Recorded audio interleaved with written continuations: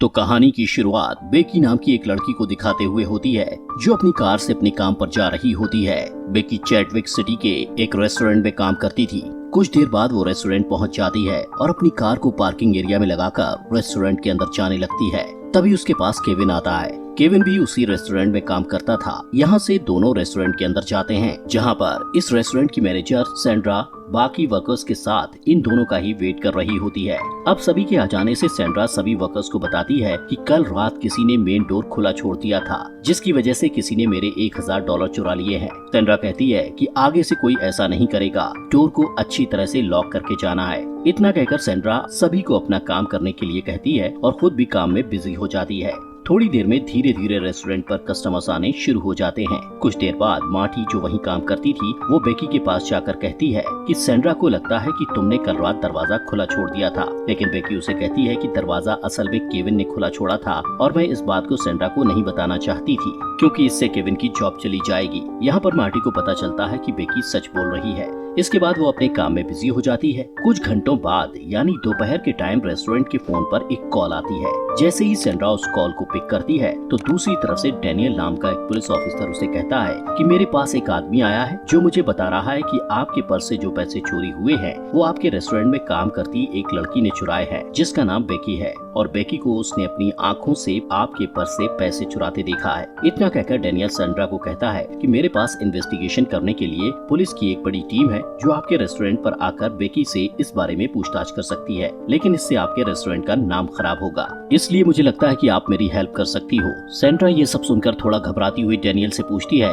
कि आखिर आपकी हेल्प मैं कैसे कर सकती हूँ, जिस पर डैनियल सैंड्रा को कहता है कि सबसे पहले आप बेकी को रेस्टोरेंट की बैक साइड लेकर आइए और उससे मेरी बात करवाइए। सैंड्रा ऐसा ही करती है। वो तुरंत बेकी के पास जाकर उसको रेस्टोरेंट के बैक साइड ले जाती है और उसे इस बारे में सब कुछ बताकर डैनियल को फोन लगाकर बेकी की डैनियल से बात करवाती है। फोन पर बेकी डैनियल से कहती है कि मैंने ऐसा कुछ भी नहीं किया है, लेकिन डैनियल उसे कहता है कि मेरे पास एक आदमी आया है जिसने तुम्हें सैंड्रा के पर्स से चोरी करते हुए देखा है। इसके बाद डैनियल बेकी से कहता है कि मेरी सैंड्रा से बात करवाओ। डैनियल सैंड्रा से कहता है कि आपको बेकी के पर्स की तलाशी लेनी होगी, जिससे सैंड्रा तुरंत बेकी का पर्स उठा लेती है और साथ ही बेकी को वार्निंग देती है कि अगर तुम्हारे पर्स से मुझे मेरे पैसे मिले तो मैं तुम्हें अभी के अभी नौकरी से निकाल दूंगी। वेल यहाँ पर सैंड्रा बेकी के पर्स को चेक करती है, लेकिन उसे ऐसा कुछ भी नहीं मिलता। सैंड्रा डैनियल को कहती है कि मुझे बेकी के पर्स से कुछ भी नहीं मिला, जिस पर डैनियल उसे कहता है कि बेकी को रेस्टोरेंट में ही पकड़ कर रखो। साथ ही वो सैंड्रा को ये भी कहता है कि आपको मेरी फोन कॉल पर ही मदद करनी होगी। सैंड्रा उसे कहती है कि बेकी ने पहले कभी ऐसा गलत काम नहीं किया है,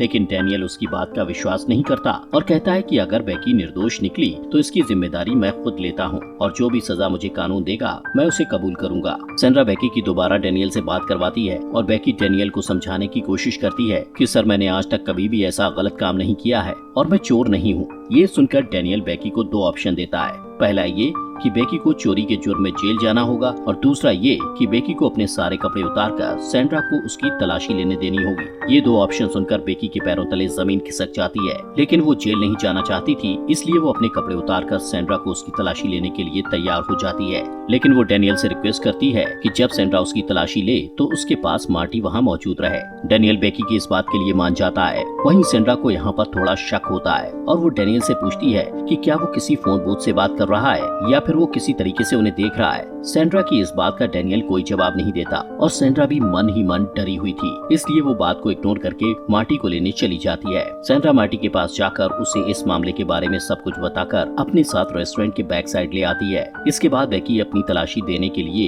एक एक करके अपने सारे कपड़े उतार देती है और सैंड्रा बेकी के सारे कपड़ों को चेक करती है, लेकिन उसे कुछ नहीं मिलता। इसके बारे में वो डैनियल को बताती है। डैनियल सैंड्रा को कहता है कि आपको बेकी के अंडरगारमेंट्स भी चेक करने होंगे। अब मजबूरी में बेकी को अपने अंडरगारमेंट्स भी उतारने पड़ते हैं और वो पूरी तरह से न्यूड हो जाती है, लेकिन वहाँ खड़ी मार्टी को ये देखकर बेकी पर बहुत दया आती है, इसलिए वो एक एप्रॉन उठाकर बेकी को पहनने को देती है। वहीं डैनियल सैंड्रा को कहता है कि आपके रेस्टोरेंट के बाहर एक कार खड़ी है जिसमें आपको बेकी के सारे कपड़े रखने होंगे, जिन्हें मैं बाद में अच्छे से चेक करूंगा। सैंड्रा बेकी के कपड़े बाहर उसकी बताई हुई कार में रखकर वापस आकर मार्टी को वापस काम करने के लिए भेज देती है और डैनियल को कहती है कि आपने जैसा कहा था मैंने वैसा कर दिया। इतना कहकर वो डैनियल से कहती है कि मुझे भी अब अपने काम पर जाना है, वरना हमारा धंधा चौपट हो जाएगा। जाएगा। इस पर डैनियल कहता है कि ठीक है, आप अपने काम पर चले जाओ, लेकिन बेकी पर नजर रखने के लिए किसी आदमी को बुला लो। उसकी इस बात को मानकर सैंड्रा केविन के पास जाकर उसे इस बारे में सब कुछ बताकर उसे अपने साथ रेस्टोरेंट के बैक साइड ले आती है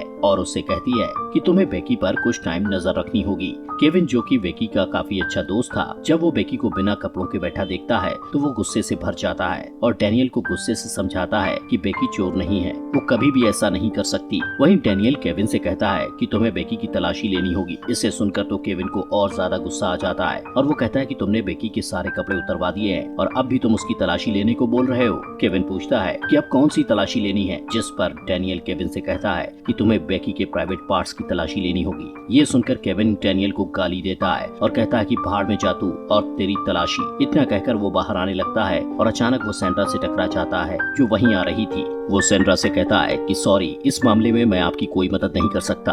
सैंड्रा डैनियल से बात करती है, जहां डैनियल उसे बताता है कि केविन बेकी पर नजर रखने के लिए सही आदमी नहीं है। डैनियल सैंड्रा से पूछता है कि आप किसी ऐसे आदमी को जानती हो जो बेकी पर अच्छे से नजर रख सके, जिसके जवाब में सैंड्रा उसको अपने मंगेतर के बारे में बताती है। डैनियल कहता है कि आपको अपने मंगेतर को इस काम में उनकी मदद करने के लिए बुलाना होगा। सैंड्रा को काफी अजीब लगता है, लेकिन वो बिना कुछ सोचे समझे अपने मंगेतर, जिसका नाम वॉन था, उसे रेस्टोरेंट में बेकी पर नजर रखने के लिए बुला लेती है। लेकिन वैन काफी नशे में था। सैंड्रा वैन को इस मामले के बारे में सब कुछ समझा देती है और वैन को बेकी के पास नजर रखने के लिए छोड़कर वापस अपने काम पर चली जाती है। वहीं डैनियल वैन से कॉल पर बात करता है और उसे कहता है कि तुम्हें बेकी को एप्रॉन निकालने के लिए कहना होगा, लेकिन वैन इतना भी नशे में नहीं था कि वो इस बात को समझ ना पाए। वो डैनियल को ऐसा करने से मना कर देता है। डैनियल वॉन को कहता है कि मेरी बेकी से बात करवाओ। डैनियल बेकी से कहता है कि अगर तुम्हें जेल जाने से बचना है तो तुम्हें वही करना होगा जो वैन तुमसे कहेगा। आखिरकार बेकी ऐसा करने पर मजबूर हो जाती है और वैन के सामने ही अपना एप्रॉन उतारकर फिर से पूरी तरह से न्यूड हो जाती है।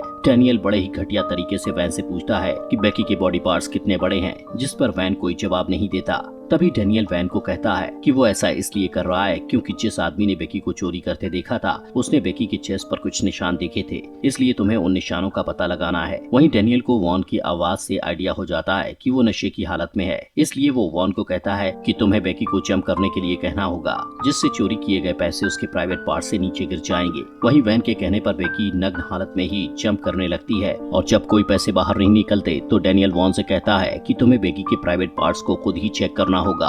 वैन अब बेकी से काफी अट्रैक्ट हो चुका था, इसलिए वो बेकी के प्राइवेट पार्ट्स चेक करने लगता है। वहीं बेकी भी अब एक कठपुतली की तरह काम कर रही थी। जैसा जैसा डैनियल उससे करवा रहा था वो बिना कोई सवाल किए करती जा रही थी।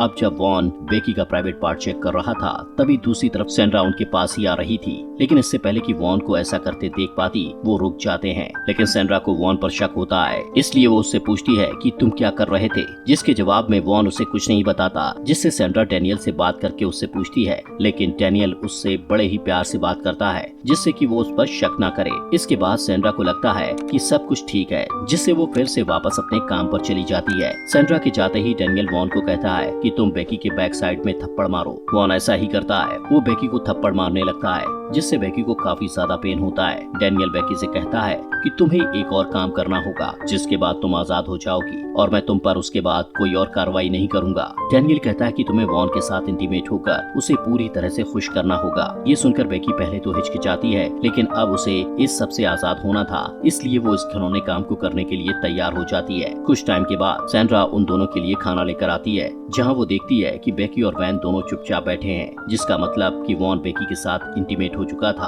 और अब रात भी हो चुकी थी। वॉन अपने किए पर शर्मिंदा था और अब उसका नशा भी काफी उतर चुका था। वो बेकी से नजर नहीं मिला पा रहा था। सैंड्रा को ये देखकर कुछ भी समझ नहीं आता कि वहाँ आखिर क्या हुआ है। तब सैंड्रा डैनियल से कॉल पर बात करती है तो डैनियल उसे बताता है कि वॉन काफी थक चुका है, इसलिए उसे घर भेज दो। जिसके बाद वॉन वहाँ से चला जाता है। वो कार में बैठकर अपने दोस्त को कॉल करके अपने घर बुलाता है और उसे ये सब बताता है कि उसने नशे की हालत में कितनी बड़ी गलती कर दी है। अब उसे अपने किए पर पछतावा हो रहा है। वहीं दूसरी तरफ रेस्टोरेंट में सैंड्रा का एक दोस्त उससे मिलने आता है। उसे देखकर सैंड्रा काफी खुश होती है। वहीं रेस्टोरेंट की बैक साइड में बेकी देखती है कि इस पूरे रेस्टोरेंट में कैमरे लगे हुए थे, मतलब कि जो भी वॉन ने उसके साथ किया था वो रेस्टोरेंट के कैमरास में रिकॉर्ड हो चुका था। वहीं सैंड्रा हेरोल्ड को बेकी के बारे में सब कुछ बताकर उसे कुछ समय के लिए बेकी की निगरानी रखने के लिए मना लेती है और उसे बैक साइड बेकी की निगरानी के लिए छोड़कर अपने काम पर वापस आ जाती है। जिसके बाद डैनियल डैनियल जब हेरोल्ड से बात करता है तो हेरोल्ड को वॉन ने जो बेकी के साथ किया था वो सब कुछ बता देता है और फिर हेरोल्ड को भी कहता है कि तुम्हें भी बेकी के साथ इंटीमेट होना होगा।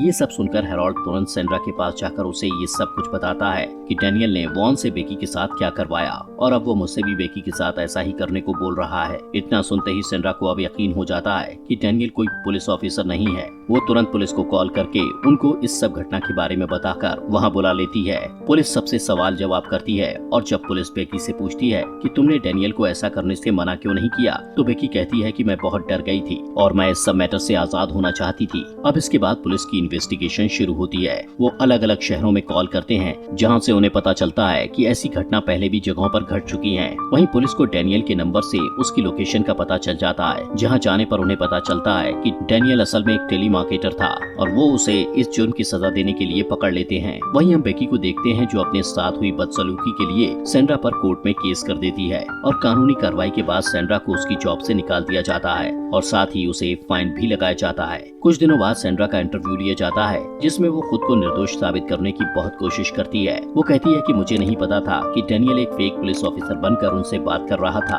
वो बताती है कि मैं अपने रेस्टोरेंट की बदनामी को बचाने के लिए डैनियल से फोन पर ही इस प्रॉब्लम को सॉल्व करने की कोशिश कर रही थी। इसी के साथ ये मूवी यहीं पर खत्म हो जाती है।